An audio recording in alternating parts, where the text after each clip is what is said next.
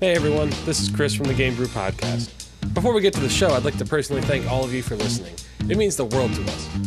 If you'd like to support us, which I know you do, make sure to follow us on all the social medias like Facebook, Instagram, Twitter, and make sure to listen to us on everywhere you can listen to a podcast. YouTube, Spotify, iTunes, all those.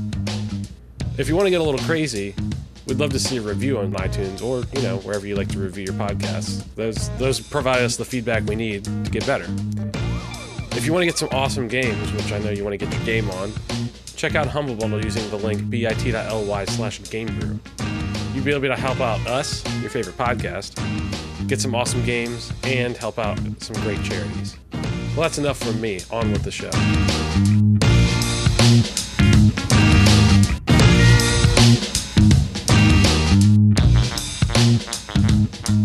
Hello and welcome to episode 51 of the Game Brew Podcast. I am your host, Ian Tom Nook Richard, and I'm here with Chris Blathers Wrights. Hoot! Dan KK Slider Rots. I've got this guitar. Welcome to Animal Crossing. Will Cyrus Show.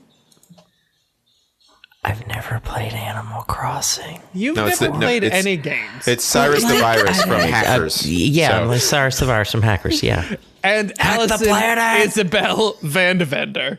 Good morning, Mayor.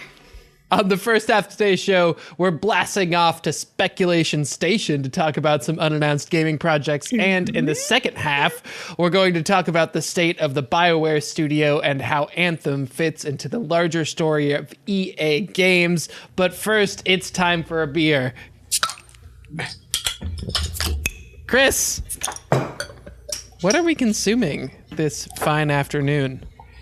Some crazy space dust, even crazier space dust. I'm not gonna lie, space dust sounds like a form of Molly. It sounds like a drug. It sounds like a drug, yeah. Ian, it is. Welcome to the Game Molly podcast. The Game Molly podcast. Shit's wild. Also, there's purple stuff everywhere. Dan, your love is my drug. Smells like an IPA. Thanks. Getting some Tastes citrus like an on the IPA. nose. It's pretty good. It's 8.2%, 62 IBUs for everyone counting at home. Woo! And it's really refreshing, kind of refreshing. It's just it's got a fruity flavor. It does. It has like a tropical fruits kind of thing going on. Yeah, I don't think there's any fruit in it. No, but it feels like that anyway. It's just. Oh, it does say it's dry additions of Citra and Amarillo. Oh, well, there we are. Or So that's Amarillo. Amarillo? I think it's Amarillo. If it's Amarillo. Spanish, it's probably... I think if you're in Texas, it's Amarillo. Amarillo. Amarillo. That's what I run over in my car all the time.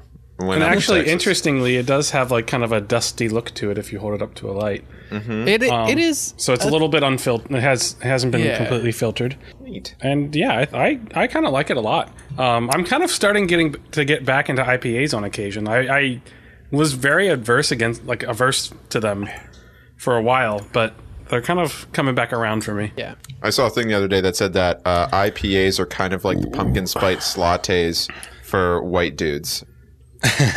Yeah, with beards, of course. Yeah. Beards and IPAs are like Yeah. pumpkin spice and Uggs. I think I decided that 62 IBUs is the perfect amount of IBUs because it is bitter enough to give it some smack, but it's not so bitter that I'm repulsed by it. That was one of the most pretentious things I've ever heard you say. I think 62 IBUs is the best. Perfect. The So this is Perfect amount of IBUs. 63? No, sir. No. 61? Not enough. 62. 60 dose. Just right. Kick Goldilocks out of that bed. There it is. Baldilocks right here. Oh, man. So what have we all been up to gaming-wise? Oh, Allison, what are you drinking? I'm sorry. Oh, no, it's okay. I couldn't find too much, so I kind of copped out and did a Celestial Seasonings tea. Celestial. And I did Citrus Sunrise because the sun and Well, and space. because this has You killed it. Citra in good. it, so we're good. Yeah, you nailed it. You nailed it. I'm glad because it felt like a cop out until you guys were like, "Oh, tropical flavors," and I'm like, "Hey, I accidentally did this right." Tell me what a citrus sunrise tastes like in your mouth. Well, it's a lot like their orange or citrus zinger. It's like really similar to that tea. So it's very sweet naturally. And obviously you're getting lots of Just orange like notes. Chris. Aww. That's me. Sweet naturally. Naturally sweet. Yeah, it's got like amped up vitamin C too, so killing the cold season there. That's what I'm doing. So it was a health Killing choice. And apparently, I was just looking up Citra. It's also an emulator, a Nintendo 3DS emulator. Nice. Ooh. Fun fact. Game Brew facts. Game Brew fact. Which we don't condone the use of emulators. We do We not. don't condone the use of ROMs. We do Yes. condone You can use those. emulators, just don't use any ROMs. Yeah, on you them. can get the Unless ROM. you have if you own the purchased- game, you can get the ROM. If you have purchased the game, then you may purchase you may use the ROM. I now want ramen noodles after as many times as you said rom during that. Okay. All right. Creamy chicken flavor. I want a CD Or shrimp. player. What's everybody been up to this week, gaming wise? Any fun stuff? Oh, I have a thing. Can I share? Yeah. No, Yeah, let's go to now Will. that you've asked for our opinion, yeah, why don't you go ahead? Why don't you stomp all over it, Ian? Yeah, that'd be Okay, great. I bought a new graphics card and I put it in my computer, and it's real Claps for fancy. that. Claps for that. Yeah, real Vega cool. 56. Yeah, I bought a Vega 56 8 gig. I got the MSI version of the card. It is Air boost. Air Boost. It's suitably beefy. Like, it's clearly outpacing my CPU and my monitor. So now I have Well, to now you got to upgrade Gotta get the everything else. rest. I mean, It's what it's all about, chasing the dragon. And once I you told him upgrade it's one like a part, you got to upgrade the terrible- other stuff. Terrible snowball effect. It's Yeah, bad. it's Or a not good healthy. snowball. Welcome to my life. So if anybody wants a lightly used R9 380, please let me know. Okay, that's it. What have you been playing with it? That's it. Yeah. What have you been yeah, playing? most Yeah, we important. didn't ask what you bought. We wanted to know what you played. I've been playing a lot of Anthem with it. We'll get there later. And I've been playing some XCOM 2 with it, Ooh. which is, I just really like XCOM 2. You do? And So you're Oh, like yeah. you're like one of the 12 people that actually likes XCOM stuff. I really love XCOM. I fell in love with XCOM games when the original XCOM came out for PlayStation, and played like several all-nighters of XCOM with my best friend at the time. And it was just really, it was awesome. It was a really cool experience. And I was afraid of aliens at the time. So Ian got me into XCOM. I didn't like it the first few times I played it, and then he said you need to be naming your characters after people you know in real life. And as soon as I don't know what, that's a simple little thing that got me into it more. And then I started playing through XCOM, and I don't know what it is, but it works. this time I'm naming it after Game Brew Crew characters, and we'll see who survives till the Oh, end. okay. Allison will go and get bitten by a snake. Wrong After game. you break your leg somehow, Wrong game. I don't my know. leg. It'll be the same thing. Chris, have you been getting into some trouble there, buddy? So last weekend we were supposed to be doing some testing on streaming, which brought me to go check things using a moderately heavy game. So I was like, okay, maybe I'll use Doom. And so I started up Doom, and I played it for a little bit, and I was like, okay, everything looks good. And I shut it down and was about to play something else, like after I finished checking everything for the stream. And then I was like, you know what? I'm going to play some Doom. So I've been going through the campaign of that again. I think I'm about 2/3 of the way through, so hoping to finish that up before the next episode. It's been a lot of fun. It's just, it feels kind of weird to describe it this way, but I feel like there's so much joy in that game. Yes. Yes. Like, I feel like the developers had so much fun making it. It shows. And just like there's it's like so cheeky and aggressive, and it's just like pure fun. Like, Yeah, it's like a fucking WWE wrestler hyped up on 5-hour energy, and then in the middle of him doing his thing, he like stops and just like winks at you. and then keeps rampaging. That's what that game is. It's just a lot of fun. What difficulty are you playing it on? I'm just playing it on the normal difficulty, which I think is called Hurt Me Plenty. Yeah. Oh, come on, man. You got to nightmare that. I'm just having fun. I'm not looking to have a Dark Souls experience with playing this. Money sound. Money sounds. Put $1 in the jar. That was my bad. What about you, Dan? We talked. I can't remember if we talked about it on here or if we were just talking about it in real life. But were we talking about like the Final Fantasy games at some point and like which one was the best one? Or I might have just been talking about that with somebody else. I can't remember. Oh, was it because they came out? A bunch of them came out on Switch or something? Yeah. I 7 think and 9. 7's not yet. But I was talking about how 12 was like my favorite Final Fantasy game. And so that 12. was 10. That's not an. Oh, oops. Oh, yeah. 12's a weird one that I. You're weird. Shut up. That's the first one with lightning in it, right? No. Oh. That's 13. Oh. Which one is 12? So 12 is the one where instead of like real clothes, he's wearing like harshly. a short like. Yeah, he's like wearing a tux half vest like a half and tee some with chaps. like a chaps. Yeah, but basically, no, it's like it's the one that takes place in the same world that Final Fantasy Tactics takes place in. So it's like there's like the bunny people. I forget what their names are. Don't at me. Are you talking? You're not talking about Fantasy. Moogles, are you? No, not No, they're- Moogles. The Googles are in it. They're like something with a V. Viera. Viera. I think they're Vieras. Yeah. That sounds but- right. That's right.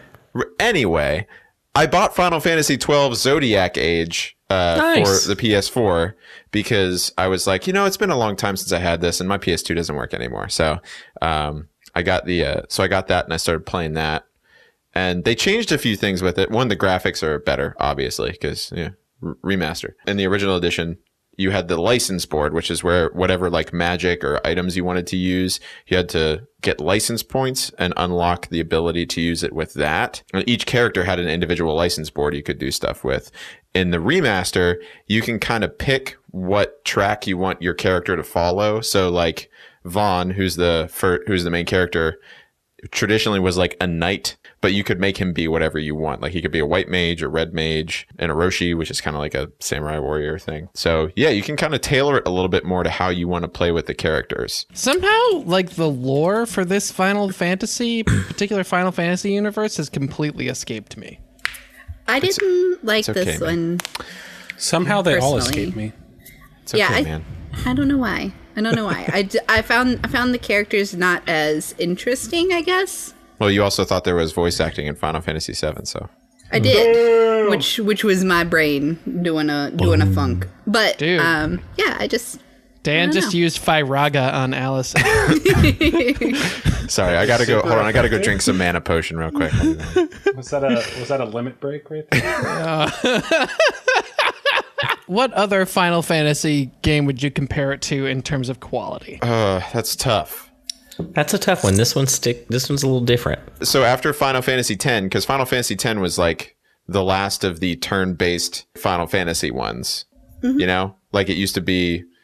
Oh, you're on a plane and this guy goes, then this guy goes, then this guy goes, then this guy goes. Yeah. So with 12, they changed it where you just had timers for everything and stuff happens all at once and you can kind of pause the world. It's if you have played Final Fantasy 15, if you're more familiar with that, it's similar. Yeah. It's similar to that, except you don't really press any buttons to attack. It's just that you like have timers associated with your attack maneuvers, and then you can use haste to make things go faster. But I think the aesthetic, if you've played Final Fantasy Tactics, anyone?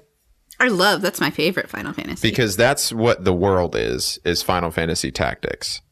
So the lore and the world mostly resemble that. But is it good? Yes. It is. The story's more Does political. it bring you joy? It does. That's why I added it to my list. How many happy Moogles would you give it? I mean, out of one happy Moogle, I'll give it one happy Moogle. Wow, That's- a full happy Moogle. Yeah, because he goes, Kupo. Will, what about you, man? You been busy? You been doing some gaming? Little more Chrono Trigger. Still enjoying it. Same as last week.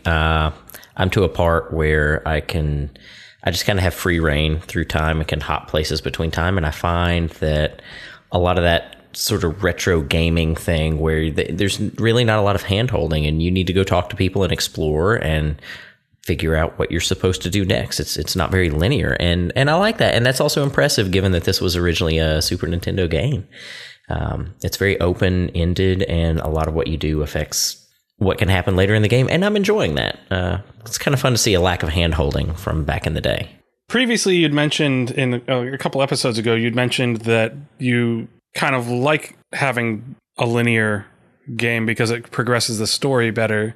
What about this game makes you like the non-linear aspect of it?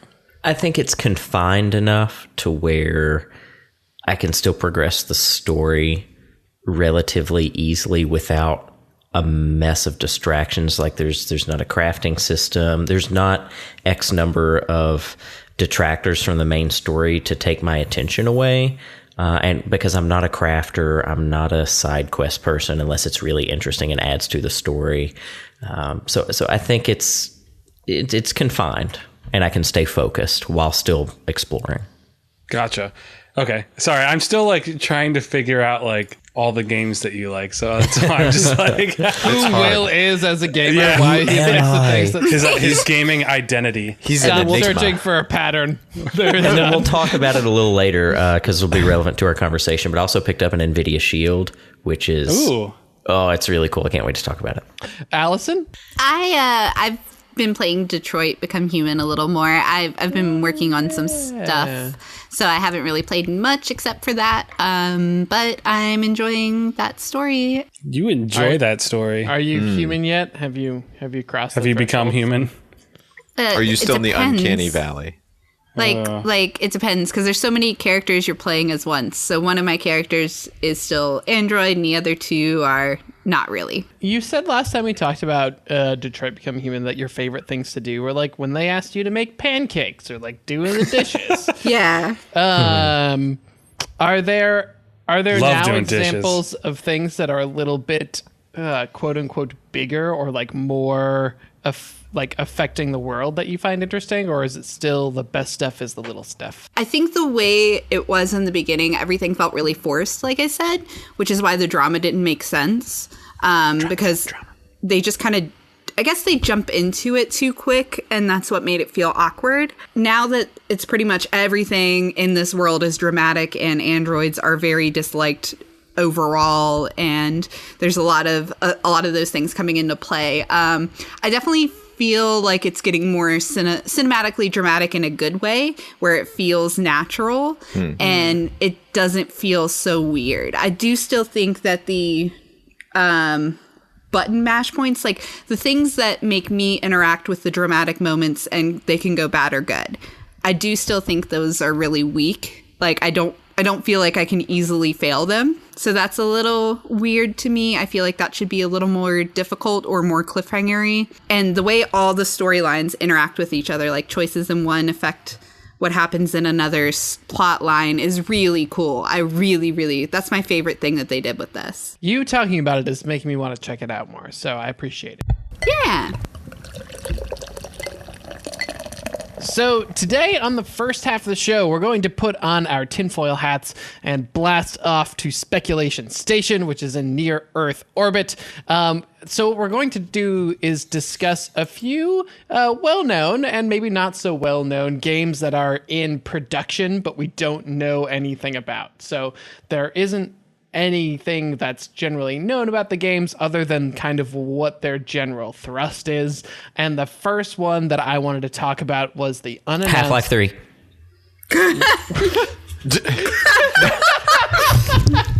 No, Will. It has a release date. It has a release date, friends. It's coming out tomorrow. Yeah? You heard it here first. You're like the National Enquirer of game news. Well, that is actually a pretty apt description now that I think about it. So the one that I did actually want to talk about first was the unannounced Diablo project. So not Diablo Immortal, but Diablo has been hiring designers for a game that seems like it's probably Diablo 4 because they're dungeon designers for the most part. So the question I think that's most important is Diablo 4 going to be good? Because Diablo 3 had some growing pains, and it certainly. Looking back, it maybe feels a little bit like it was predetermined to be good, but at the time, I was afeared. You were afeared? I was afeared. Yeah. I think that they learned a lot from that, I hope. Maybe they didn't. Maybe that's what's going on with Blizzard. I don't know.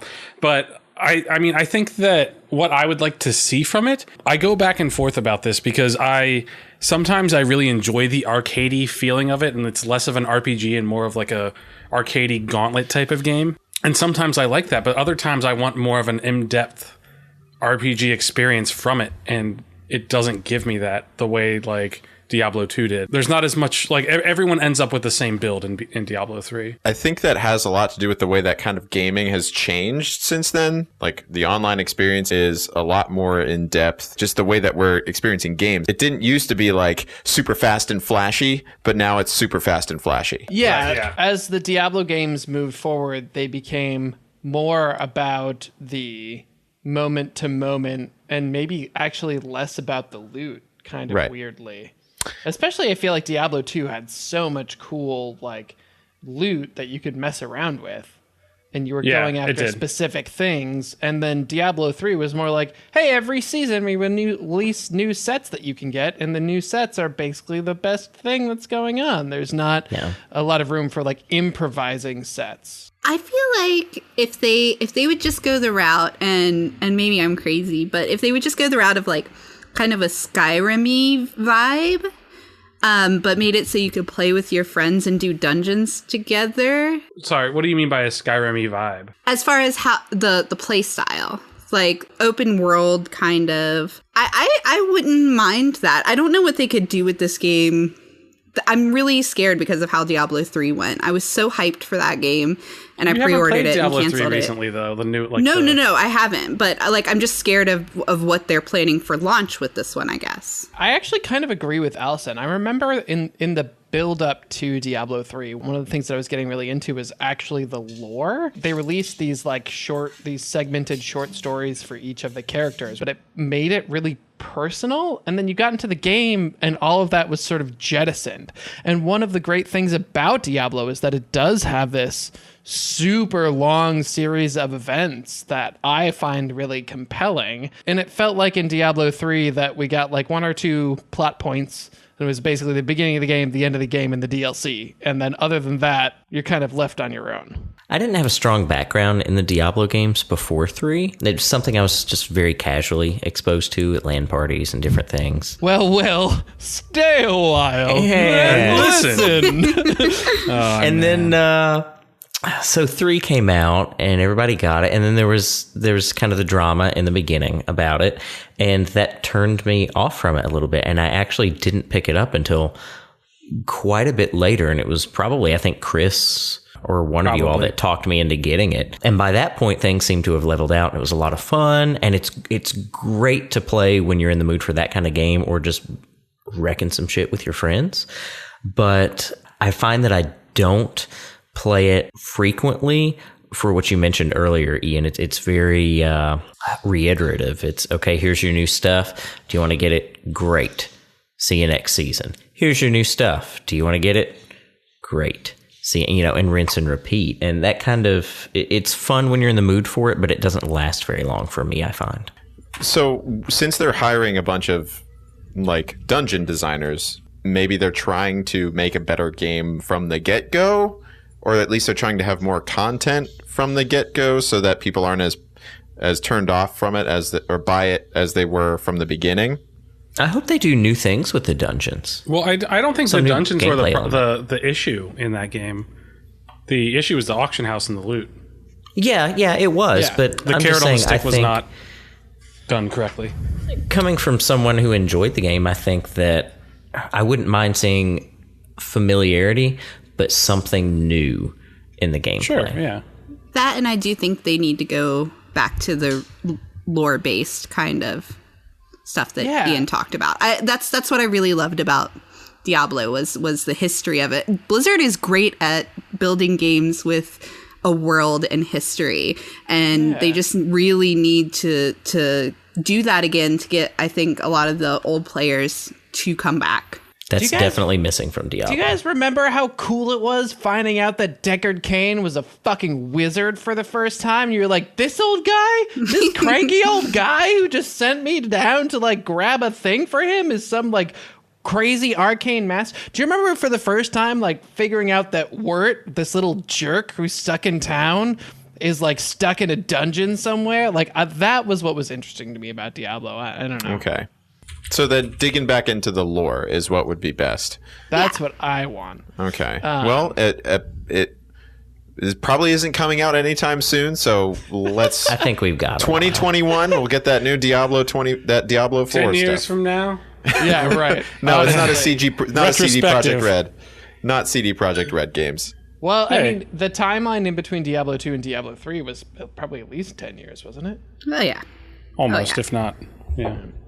So also, Google has an unannounced gaming project. Have you guys heard about this at all? Yeti!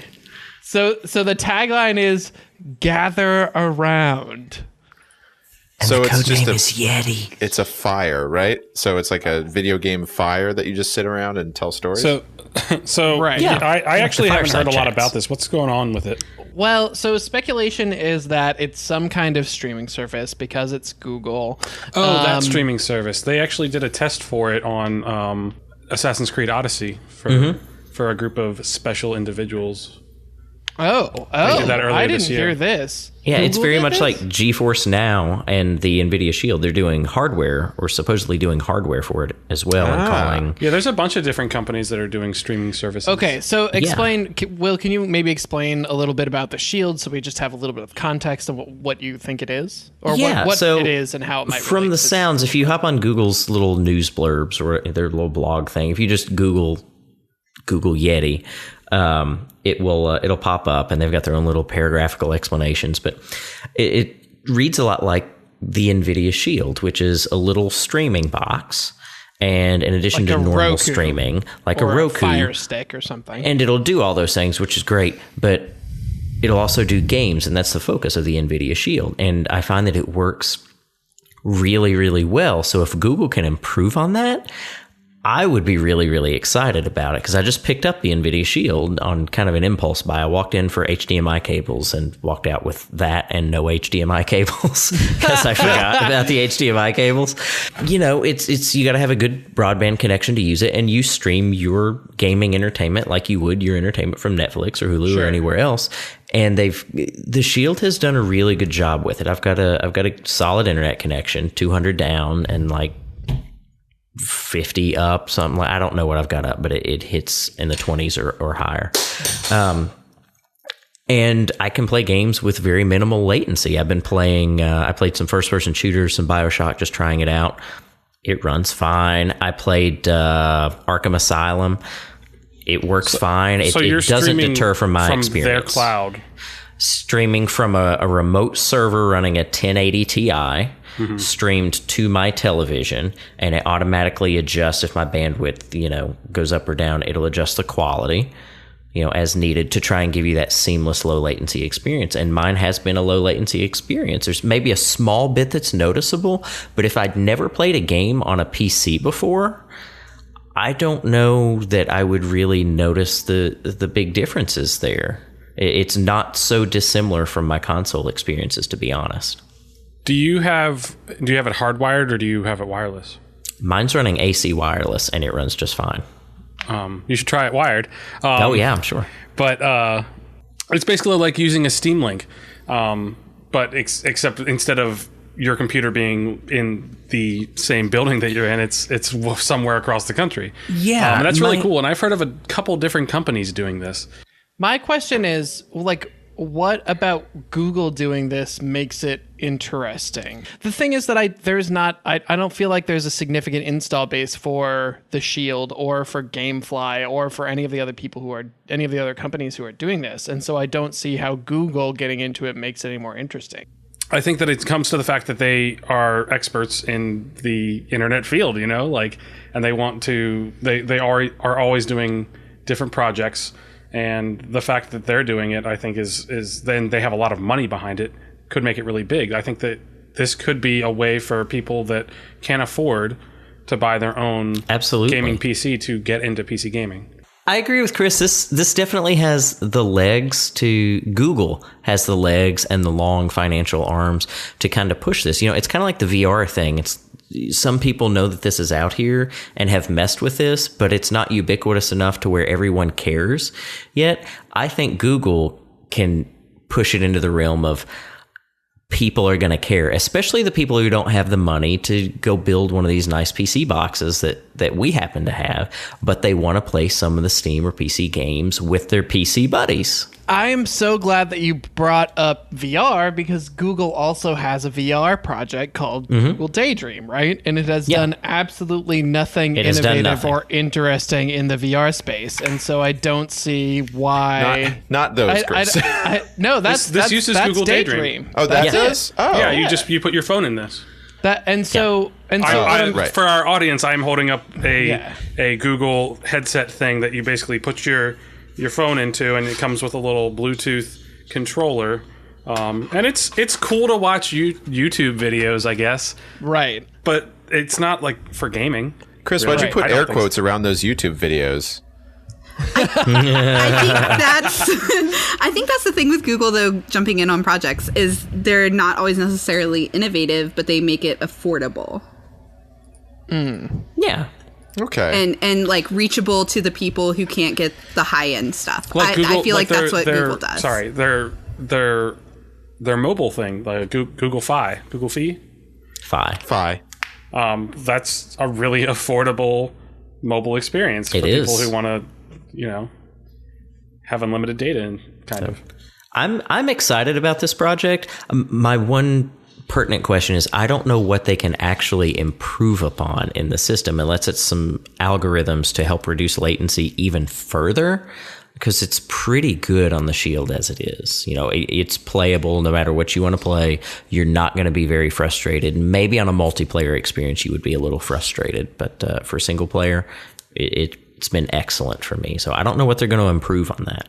I worry about the multiplayer part and making sure that games like first-person shooters have such a big impact on how gaming systems have evolved and worked for so long. True. And a streaming service with built-in latency seems like it will necessarily have a disadvantage in that gaming space. Now, there are some things that you can run from the device itself, but that's kind of a different conversation. But just as a side note, I would imagine Google may have some of the stuff onboarded, like the Shield. But no, I'm excited about it. I hope Google something stuff comes of it because I love my Shield. That's almost all I've played with when I've had time the past week. Very good. Does anybody know anything about Rocksteady's mystery game? Because I don't. It's on our list, but I have no idea what it is. It's not Superman. I can tell you that. That's all they said. Thank God, because they've said it's not Superman. It's not Justice League. I expect it to be a different DC game, to be honest, but we'll see. Okay. What DC thing are you hoping it's going to be, Allison? I hope it's going to be Green Lantern, but it's not going to be. That'd be hard. I think that would be a cool game. It would be hard, but it would be super cool if it's done right. It's just hard to do right. That's why it would be cool. If you were going to make a Green Lantern game, I'd say you'd have to make it for the Wii, because then you could create all the stuff you wanted to with your that's little fair. Nunchuck That'd boys. That'd be fun. Green Arrow is my guess, because Green Arrow was so hot there for a minute, and they'll probably jump on that bandwagon. So get a gritty Green Arrow like they did Arkham. Could be maybe like a Horizon Zero Dawn, but instead you're in a city and you're the Green Arrow. Kind of, yeah. What about a Watchmen thing? Oh God, I would. God, no. I would love it. Don't- No, I'd Why love not? Don't do that. No. It was hard Why? enough to make a movie, and that was it. okay. It was. Oh my god! But maybe I they think could make it good. Like, look what they did with Arkham and how sick Yeah. that was. that's Or I'm what if they saying. just throw us a curveball and make it a Joker game? So Think about Ugh. think about like a third person sort of Arkham/GTA like Rorschach game. It would sell like gangbusters. I don't think it would. Really? I agree with Chris on How that. many people know who Rorschach is? And also, he's kind of Everyone like knows Batman. Batman. Yeah, it's kind of like Batman, but with no money. That's what I'm saying. It's right in Rocksteady's wheelhouse. No, they have Batman with lots of money. That's why I'm guessing Green Arrow. But I would be way down for Watchmen. It's not going to happen, but I'd be way down for that. All right. Obsidian also has 2 unannounced upcoming projects. It's rumored that one of them is probably a sequel to their upcoming The Outer Worlds shooty RPG looking thing, but Yep. the other one we don't know anything about. So Obsidian, for those of you who are a little bit unfamiliar, is Fallout, the developers of Fallout New Vegas, and also the Path of Exile? No, not Path of Exile. Pillars of Eternity? Pillows. of Thank Eternity. you. That's the P game I was looking for. Pillars of Eternity games. Which is a really good D&D game. Yeah. Yeah. Listener Sage Paris basically wouldn't stop talking about it for a year almost. It was good. I really enjoyed it. So is there anything that we want to see Obsidian sink their teeth into? Another Fallout game. Yeah. Fallout New point. Vegas. It's never 2. going to happen, but I would love that. Oh, you don't think it's possible, Chris? Bethesda kind of burned them. So Obsidian was supposed to get a bonus for New Vegas if they got above an 80-point review score. And they got like 79. And so Bethesda didn't give them the bonus. Some rough times between the two companies, I think. Rough edges. Well, right. And from the looks of the Outer Worlds, it's kind of a little bit more colorful take on sort of a New Vegas-esque post-apocalyptic kind of future world. So I wonder if they're sort of taking pages from Bethesda's playbook and sort of making it their own there. I think so. And I mean, they've been doing a really good job for a long time with RPG and story-driven games. Hopefully they're never bought by EA. We'll get to that later, Dan. Sorry. All right, moving on from Obsidian, Ubisoft is currently hiring for a unannounced, ambitious mobile gaming experience. I'm like cringing Ambitious. just saying this out loud. It's an Assassin's Creed something. Like, it has to be. Assassin's Creed microtransactions. It's got mobile attached to it. I honestly don't have high hopes. But it's ambitious. So it's an ambitious. Yeah, I'm ambitious too. And how many, like, I'm in my pajamas right now talking to you for, I mean, it's got mobile attached to it. I don't have high hopes for, I just don't. I'm sorry. I don't. I think that mobile's becoming more of a platform than it was just because of the influence from the Asia Pacific region. But Yes. so I don't think we should just always discount it if it's a mobile game. I That don't. being said, I also do not have high hopes for it. I think it's going to take a while for people like me to get the taste of pay to play and pay to win mobile stuff out of their mouth. And once that starts to fade away, I'll start to be a little more excited about it, but it's few and far between when I'm excited about a mobile game. Like, I like Chrono Trigger, but that's an established thing that I knew and trusted. And I knew when I purchased it that it was all encompassing. Like, that was it. End of story. And it was a console game that was ported And it was, to yeah. mobile. Yeah. Is there any particular Ubisoft IP that you all would be interested in seeing on mobile? Or in any incarnation? I'm going to play a little devil's advocate and say, I don't know if you guys ever played Might and Magic, Yeah. Yeah. but I feel like that could come to mobile in an interesting way. Totally. 100%. Okay. What I about would bite Mario at that. Rabbids? Mario Rabbids. Well, right. So Rabbids, yeah. So, like, Rabbids Go? Like, maybe there's just Rabbids everywhere. But I mean, they Games. did like the simplified XCOM thing. True. Right. So I think that Didn't would like work that on game mobile either. just fine. That could be interesting. And there's precedence for that because they ported the original XCOM to iPad and it did really well.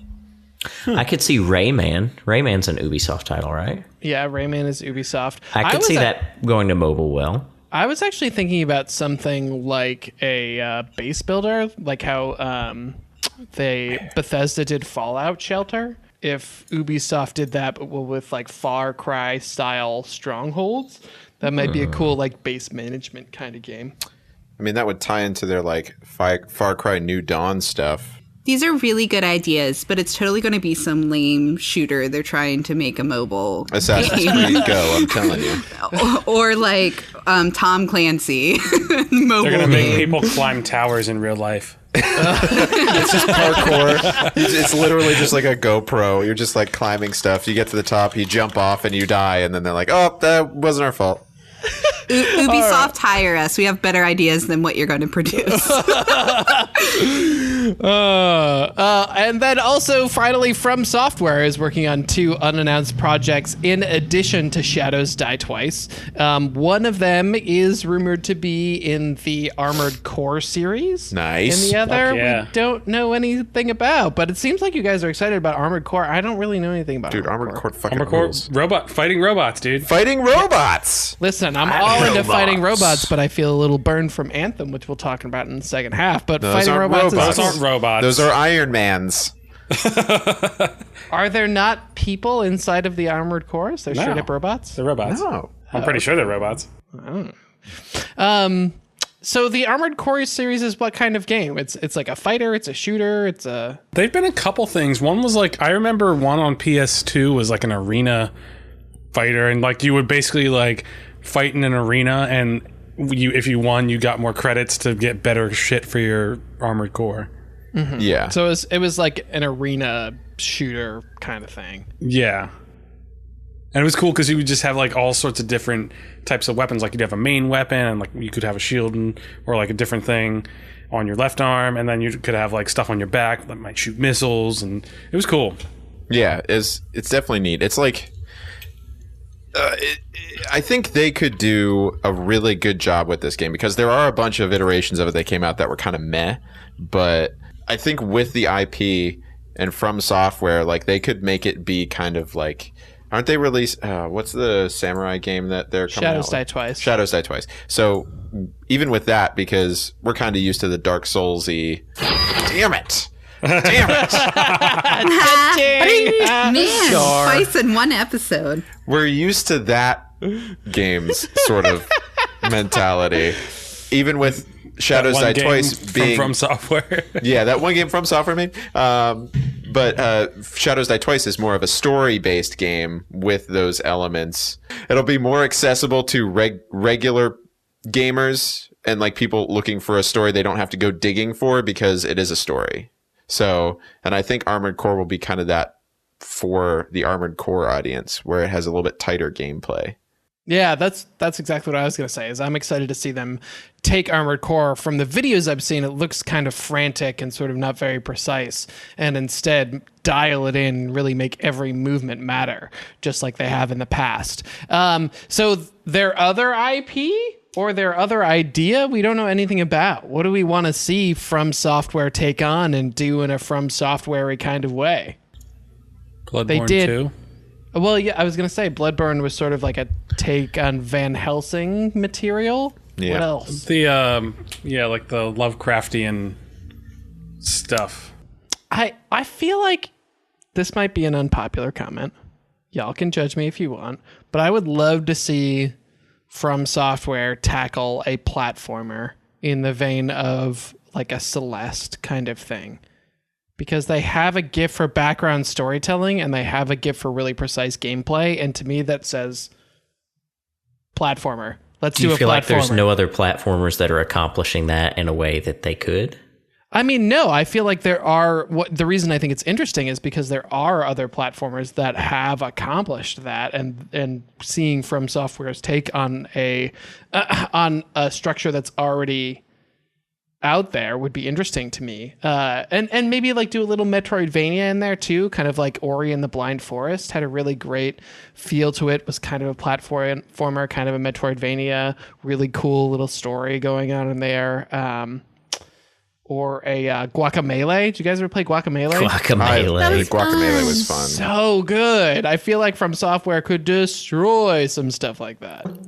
I guess that's it for our speculation station.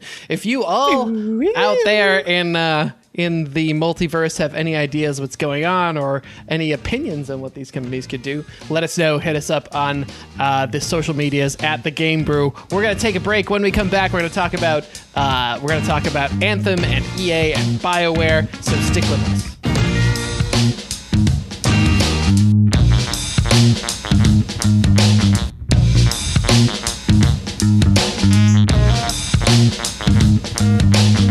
Hello and welcome back to the second half of the Game Brew podcast. Let's check in with our beer. Chris, remind us what we're drinking this week. Elysian Space I forgot. Dust. Elysian.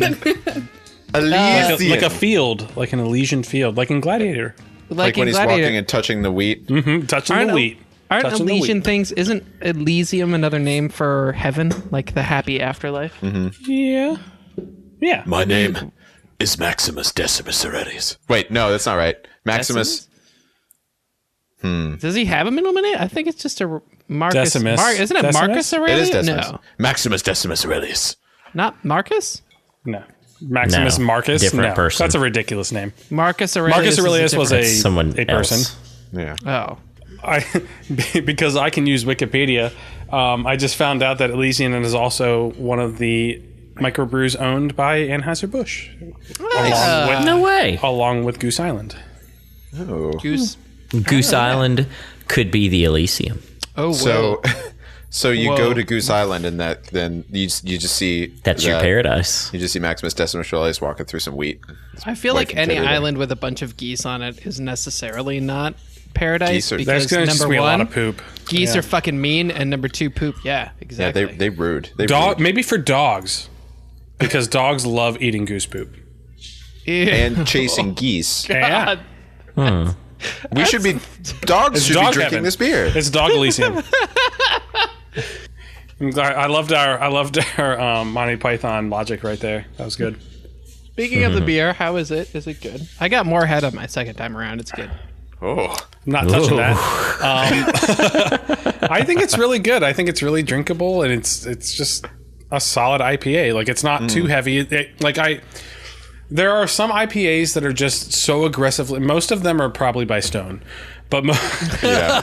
That's true. some of the IPAs are just too aggressive, and this one is just a pleasant kind of citrus flavored IPA.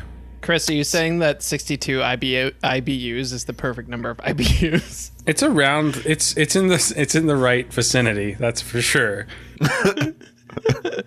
It's got the right amount of bite, so I think that's kind of good. Sometimes IPAs that have too little bite are foofy. This is And Allison, is Foofy your- IPAs. Is your tea still living up to its expectations? Oh, Yeah. its expectations? Whoa, I see what you did there. Wow. You get some finger It's guns for yummy. that. It's I'm gonna good. call- I finished it. It's I'm yummy. going to call the mandatory fund commissioner, and I'm going to sick him on you. How has Oh. he been? been a while. It's been a while. You know, I actually haven't heard from him in like 2 months or Yeah, I've something. kind of 2 decided months? he's ghosting me, and I'm a little upset. Well, if he's ghosting you, he's ghosting me too, which I don't have a problem with. Maybe but he's a ghost. I do. I don't think he's dead. Okay. I don't think he's dead. I did get No, like I didn't say he- dead. I said he was a ghost.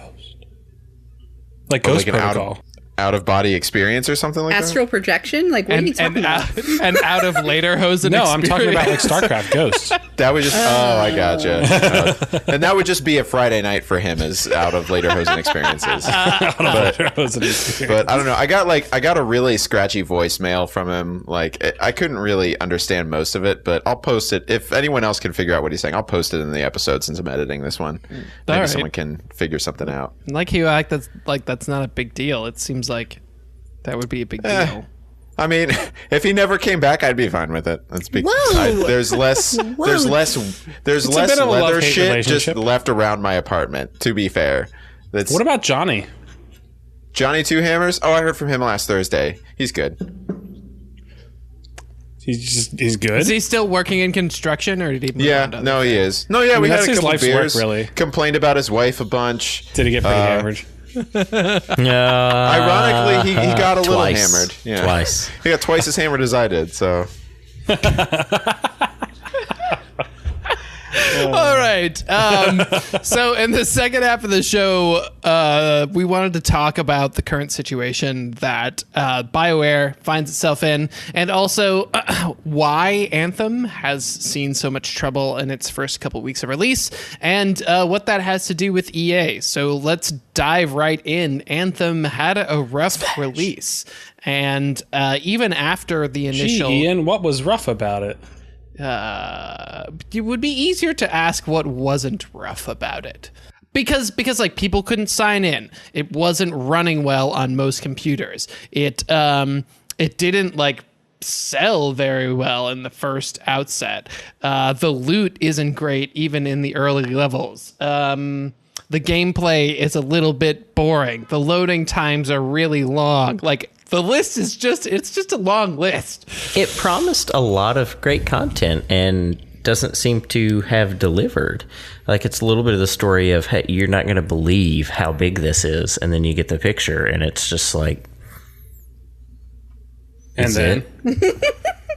Like, this is it? I will say the picture is very good. It's high-quality film. It's just... There's just not a lot to It's a dig short into film, there. and you were expecting a long film. Right. Well, yeah, something to... You were expecting sink your teeth Avengers into. Infinity. I'm switching analogies. You were expecting Avengers. You were expecting Avengers Infinity War, but instead you got Roma, and you were like, "What the hell's this?" You know.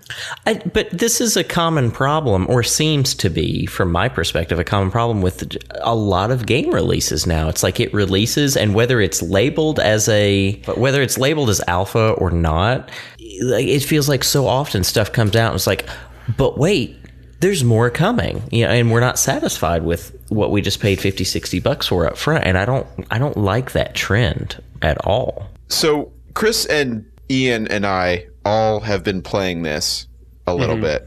We all paid $15 for the 1 Origin month subscription Origin for a month, subscription. and then immediately canceled it. So So we could just Yeah. get a taste. Yeah, because we didn't want. I mean, honestly, I didn't want to spend $60 on it because I know even if it was great, I was still not probably going to play a whole lot of it. More than 4 months for sure. Yeah, and it was gorgeous. Like, or looking at it when you're playing it, you're like, "Wow, this is a really pretty game." Well, and it uses the same engine as Mass Effect Andromeda and Battlefield uses.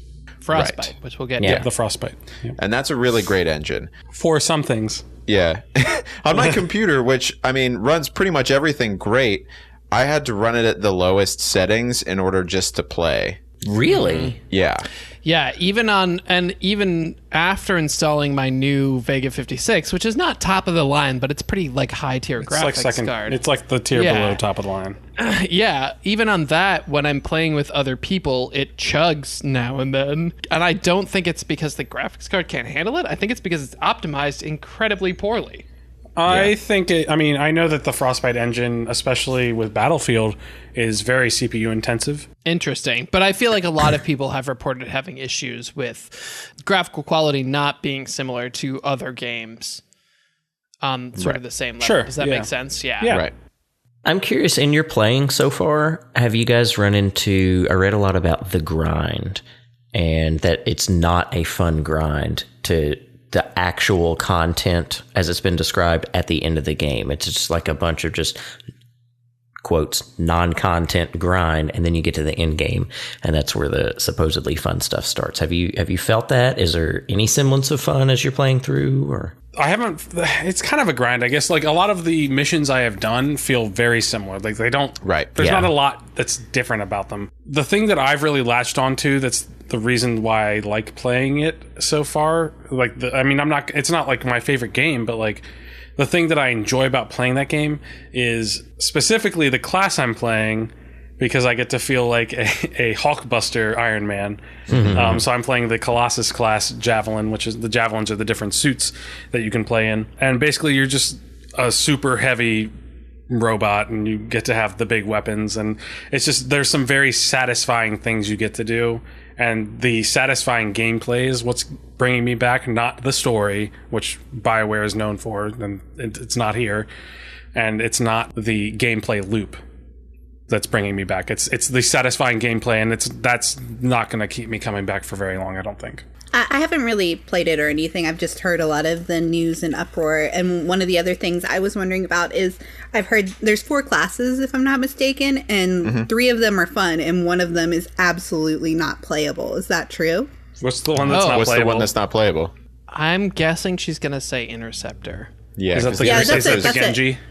yeah, because I Genji? mean that's like a slashy character, and while everyone else is shooting stuff and blowing things up, it's hard to like get in there. Yeah, that's the one that I'm actually playing right now, and yeah, like it's really fun to play in a super nimble mech that you can get around in, but it's not satisfying at all to use melee combat, and the abilities that they're pairing or trying to pair with the melee combat don't really make a lot of sense. Like one of mine right now is a little like cluster thing, and it launches a bunch of proximity mines.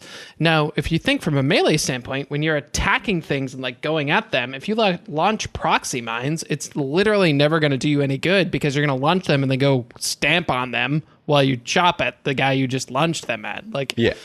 It doesn't make any sense. And the other ones, because the game has flight in it, a lot of the environments that you fight in are like big open rooms or just open spaces. And so getting from enemy to enemy in a game that's designed for flight is really hard the way they've designed it. Now they could change that. I mean, if you look at games like Vanquish is the name of the game. Oh, people really liked that game. It was very niche, but it... Yeah. So Yeah. what Vanquish did really well is it paired movement with gunplay, and I feel like if they took a couple pages out of the Vanquish playbook for Interceptor, it could be really great. But right now, it's really not all that fun.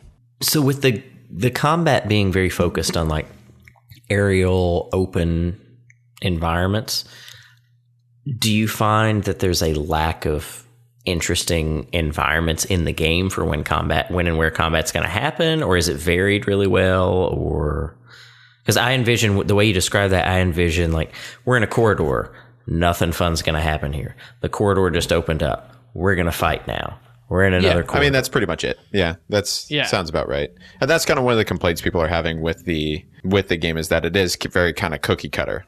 Like there's like it's very pretty, but it's just a lot of the same stuff over and over again. And if you remember, whenever Destiny came out, it was pretty much the same kind of complaint where it's like everyone was expecting this really crazy, cool, like futuristic space shooter, and then it just happened to be the same kind of instance over and over again. Protect this thing while stuff is attacking it.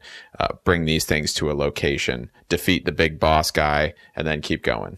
Do you guys feel like this game can be saved after this? I think so. It's happened before. But I don't think it's going to help, which is kind of the problem. Because the biggest the game itself is okay. I think the biggest problem with it is what EA kind of built this expectation up for it to be and kind of forced BioWare into making it be this thing where there's all of these different microtransactions. They kind of wanted it to be this crazy epic game, and also that they released a very successful battle royale game Like 2 weeks week before. Yeah. Like 2 weeks before. And that was kind of like, oh, oops, we didn't think this was going to be as big as it was. And all of a sudden it was. It's just with Apex Legends coming out, that was really something I don't think that EA was expecting to happen. Probably because the last 2 Titanfall projects didn't do very well. Also because they were released like at the same time as other games. And Anthem was releasing as a battle royale in a space where the battle royale space right now is very established with Fortnite and PlayerUnknown's Battlegrounds, and now Apex, you mean? Apex, yes. Which is great. Yeah. I was going to say Anthem, sorry. Yeah. I wonder if it won't go the way of the latest Star Wars. Was it Battlefront 2? Oh, where it just fizzled and died and no one played it anymore? Yeah, like they tried after the fact, but it was just too little, too late, and just sort of fizzled out. Yeah. Will, do you want some? You want to get some tissues ready because I do have some sales figures I can give you. Oh yeah, please. So if there's not a lot of sales, they don't really release video game sales figures, especially EA, because they're not going to tell you how much money they're making. But there are some from the UK. I mean, it's not really digital sales. You can't really track digital sales very well, but there were only about 40,000 copies of Anthem sold in the UK, whereas the original Destiny sold about 417,000 copies. In the first week. That's in the first week. And that includes all available places it could be, like console and PC? Yeah, it's physical copies. So, I mean, it's not like... So, it doesn't include digital downloads. But, I mean, that's still a huge difference in numbers. That is. Yeah. Yeah, even, like, Mass Effect Andromeda's first week sales were more than double that of what Anthem was. Here's the thing. Oh, sorry. No, I was going to say, plus they've already dropped the price on it.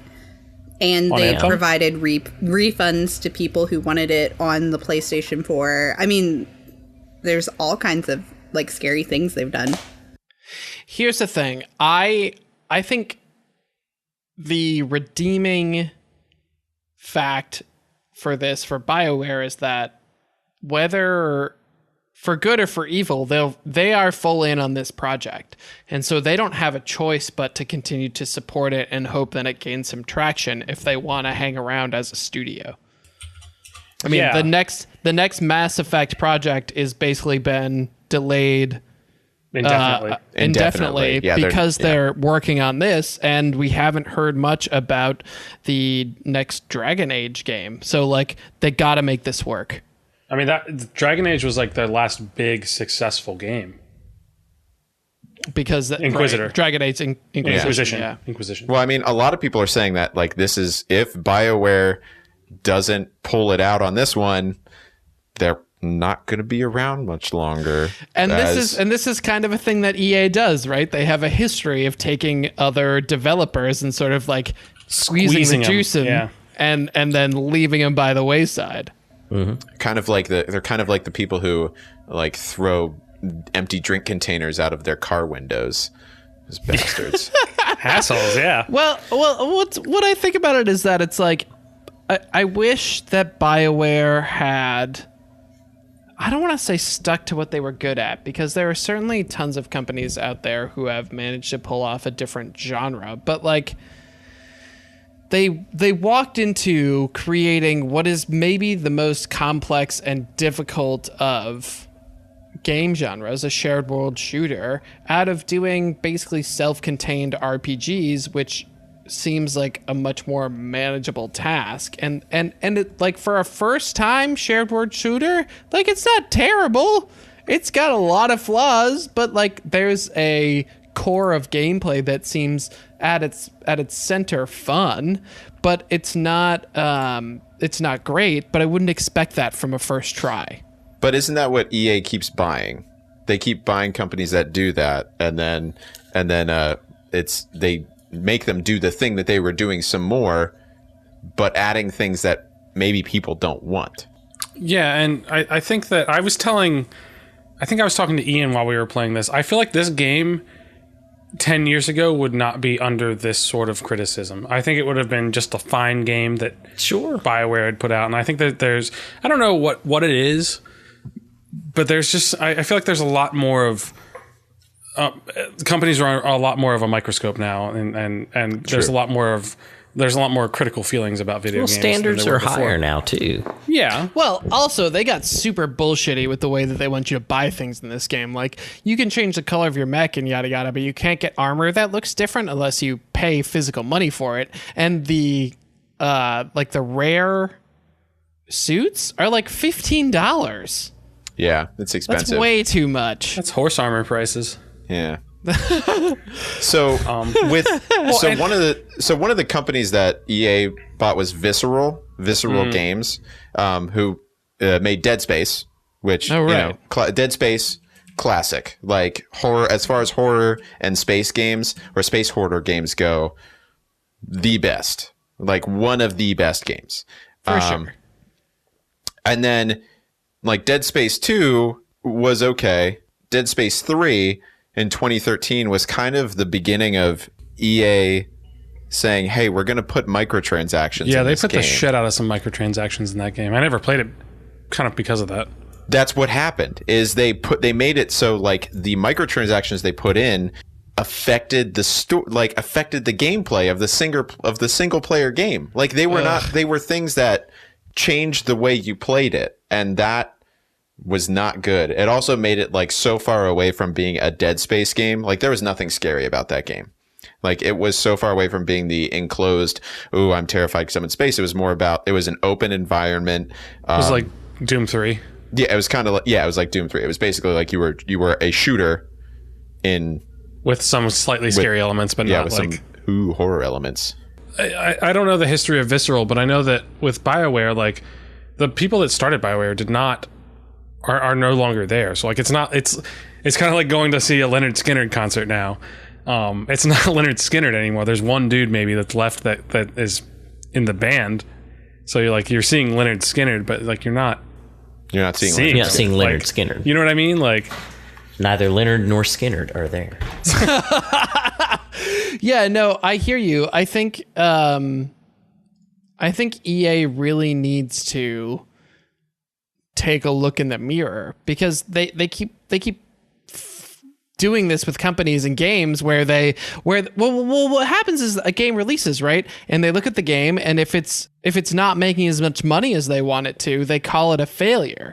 But what's made so many of these games great, and what ultimately makes them a success, like Dead Space, is that the game is really good and then it sells. Not that it's sold as something that's supposed to be like a game as a service to just generate money. It generates money because it is good, not because the other it was way good around. to begin with. Yeah.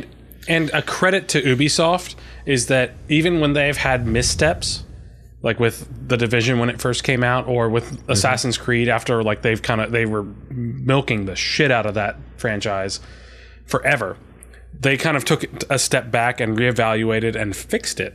And then we got some great games. We got Odyssey. We Yeah. got like The Division got so much better after it was released. They did the same thing with Rainbow Six. Yeah.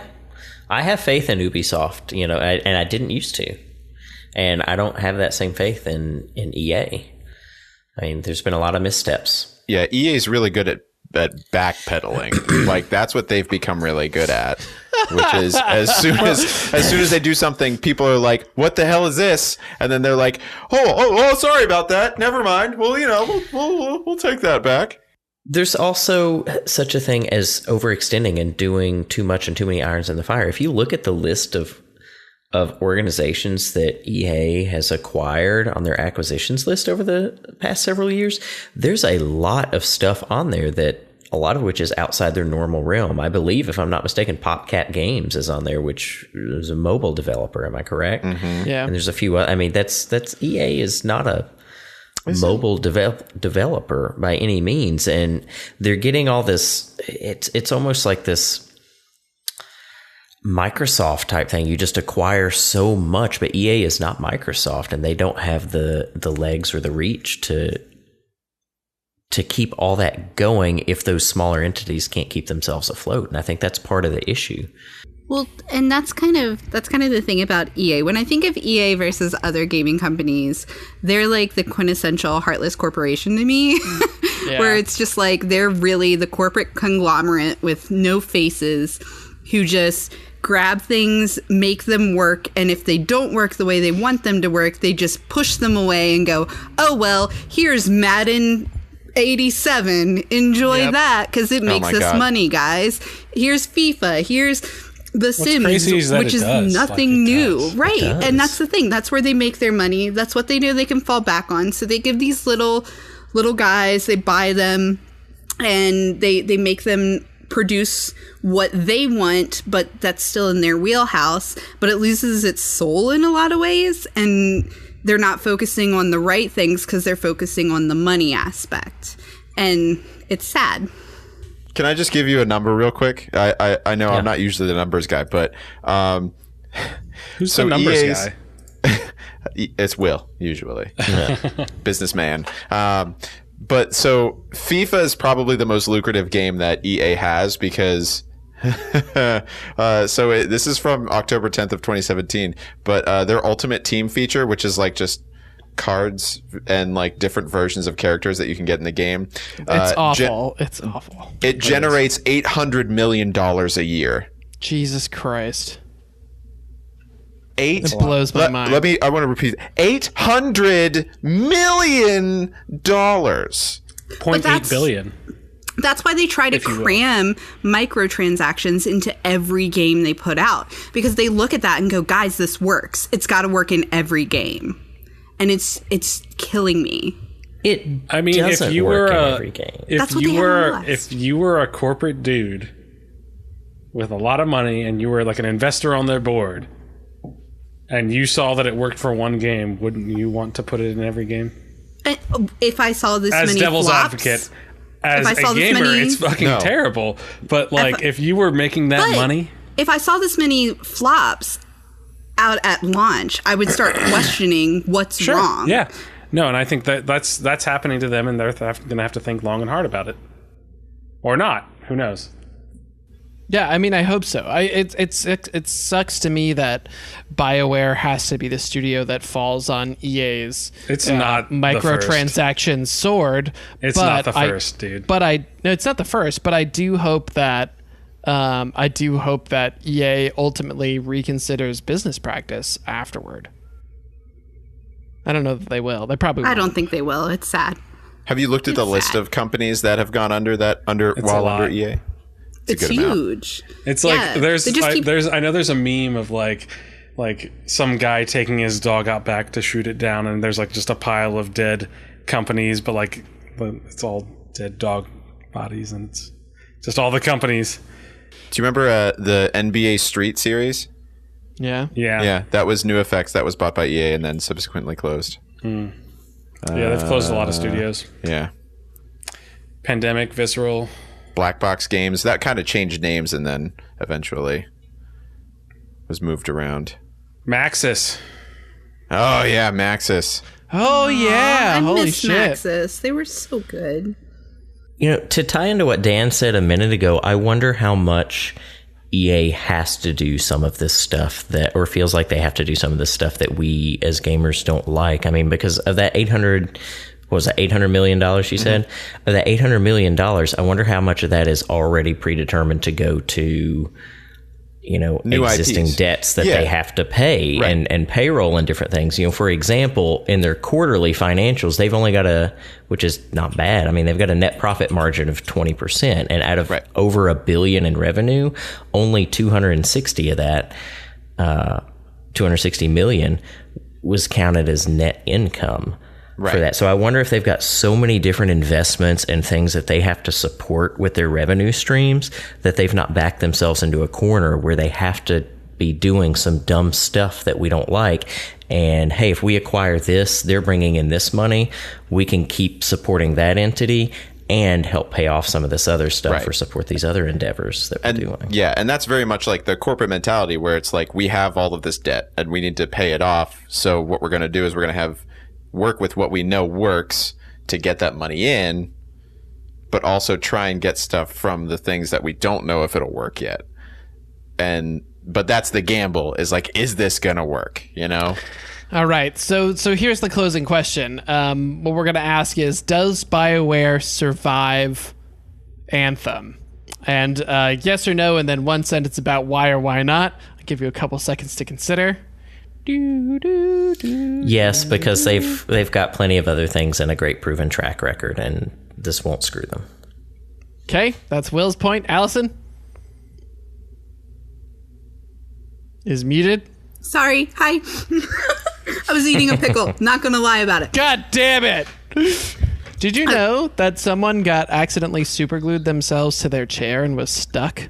And people on Reddit helped them escape by pointing out that pickles, the vinegar in pickles, will eventually break down superglue and free you if you're stuck.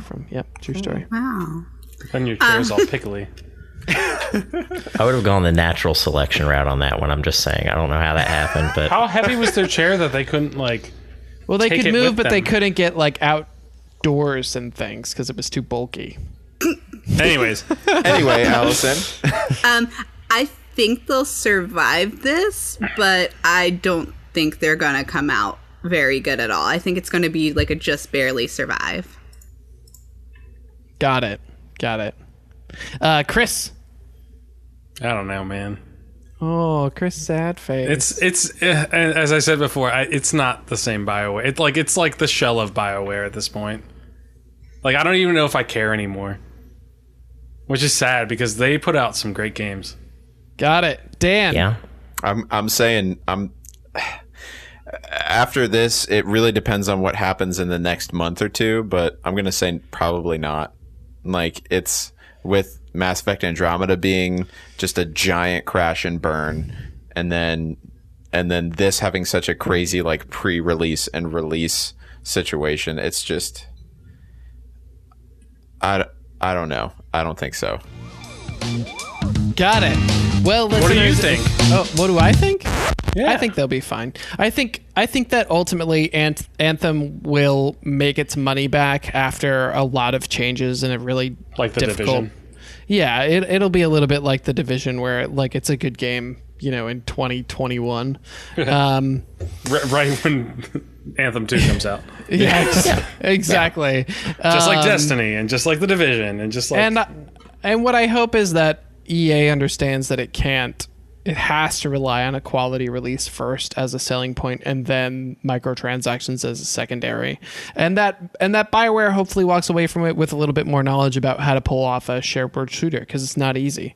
And BioWare has so many wonderful talents that I really hope they stick it out. So that's me being positive. Cool. Anyway, if you have your thoughts on what you think is going to happen to BioWare after the Anthem release, please let us know at Instagram or Facebook or Twitter at The Game Brew. That's it for us. Say goodnight, everybody. Good night, everybody. Good night. Chris has to pee.